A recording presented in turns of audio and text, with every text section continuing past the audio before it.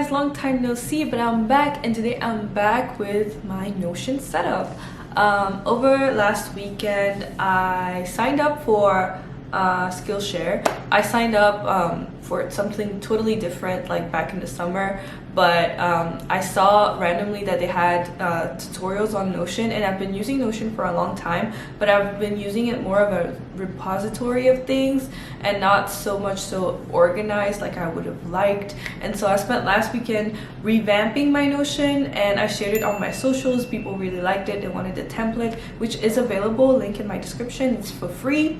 But I decided that doing a Notion setup tour might be even better for people that are very new to Notion and maybe download my template and don't know what to do with it. I'm just going to walk through some of the pages in my Notion and how I use them.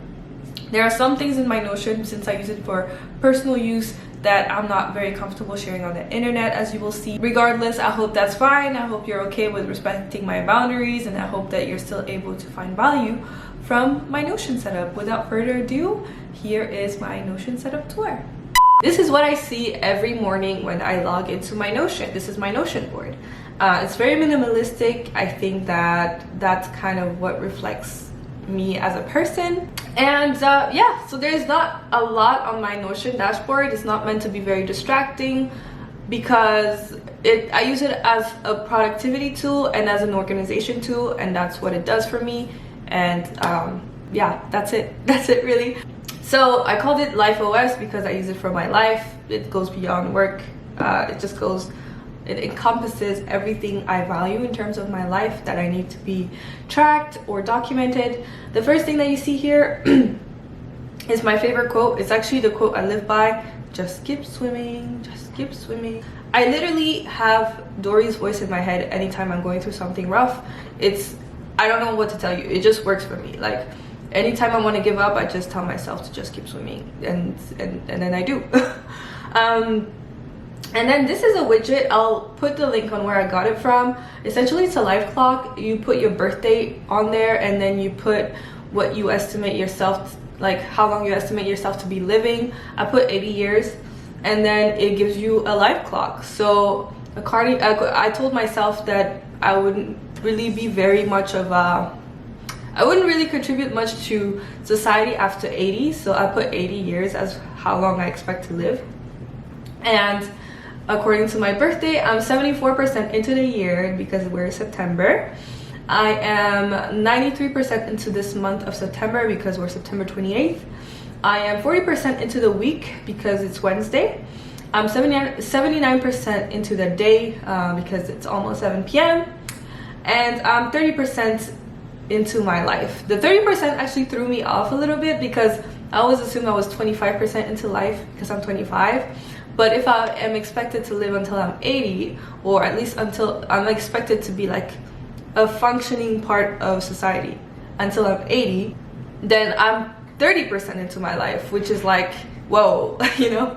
It's a little bit, it's a good thing and it's a bad thing. It's there to remind me that I only have one life, and I'm supposed to make decisions that will benefit me and me only, and not necessarily make decisions that are influenced by other people, especially when those other people aren't necessarily critical people in my life.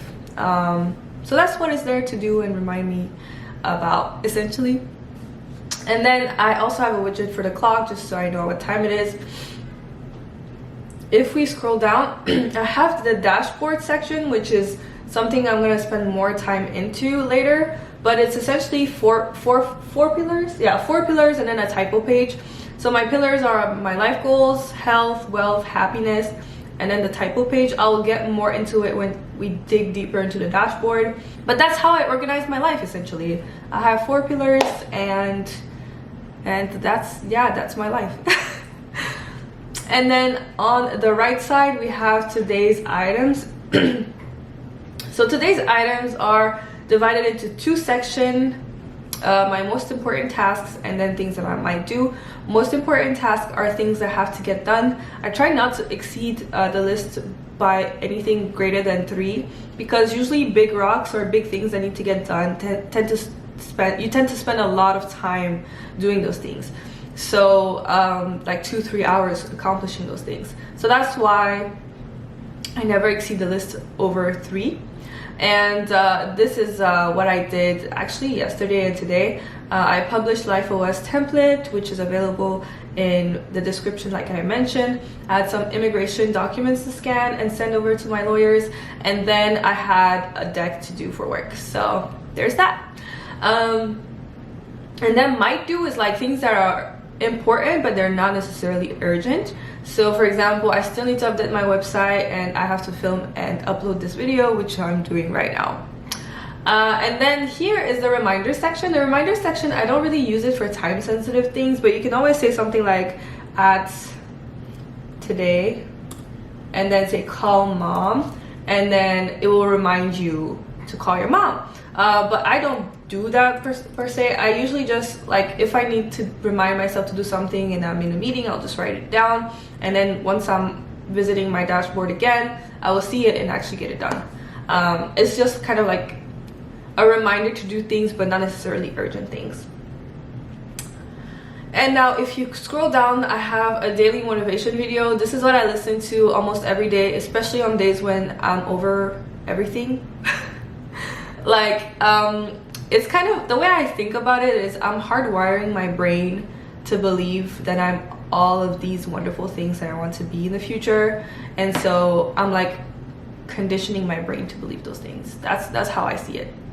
It may work for some people, it may not work for some others. It works for me.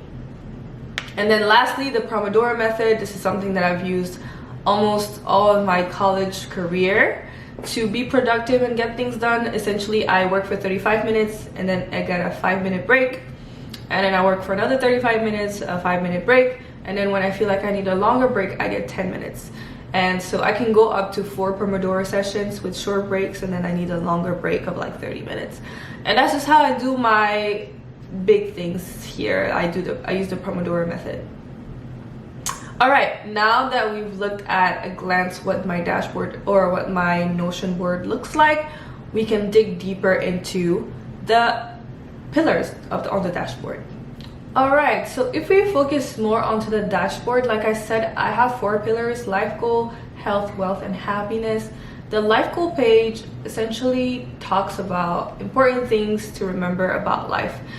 This is empty right now because for the first time in almost 6 years, I actually didn't have any New Year's resolution or goals that I wanted to accomplish this time, just because after the pandemic, like my whole life kind of spiraled a little bit.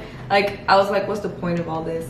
But usually I would have New Year's resolution, like a whole list of things that I want to accomplish that year, and then at the end of the year I will see how much of those things got accomplished. Now if we go into the health page, this is kind of like anything that I want to record that is good for my health, and all you see here is actually a reading list because I consider reading kind of like very healthy for my brain.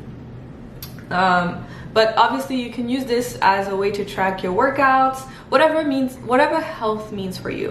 What it means for me is what are the things that I'm consuming for my brain, and are those things healthy?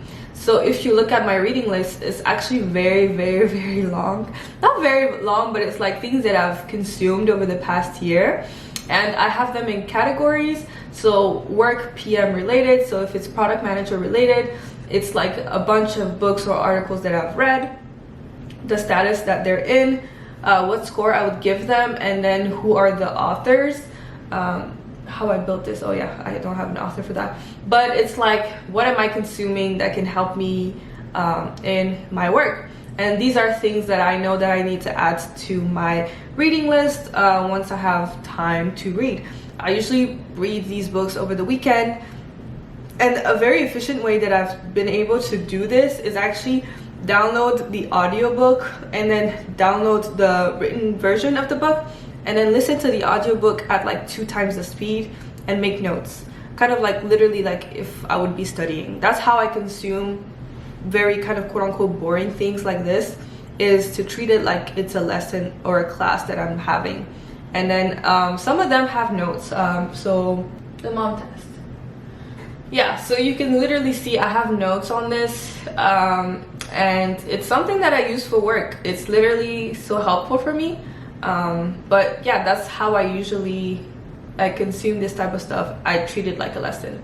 Obviously, some of this stuff I don't take notes. Like how I built this is a podcast that I absolutely love, but it's just there for me to track that I've consumed this.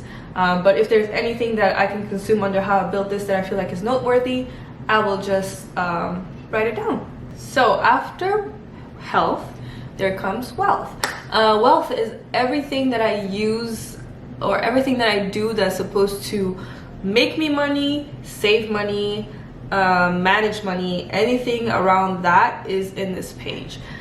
So you will see that it actually has a lot more pages than all the other section, because this is what I mostly use Notion for.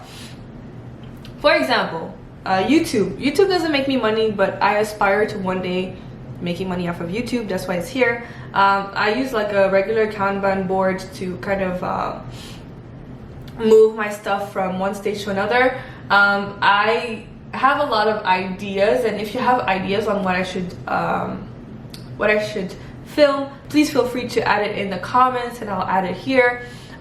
It's not always organized, it's not always up to date. A lot of the vlogs that I've been posting haven't been here, but if I have more constructive videos that I'm supposed to be filming, I will usually have it go through these different stages.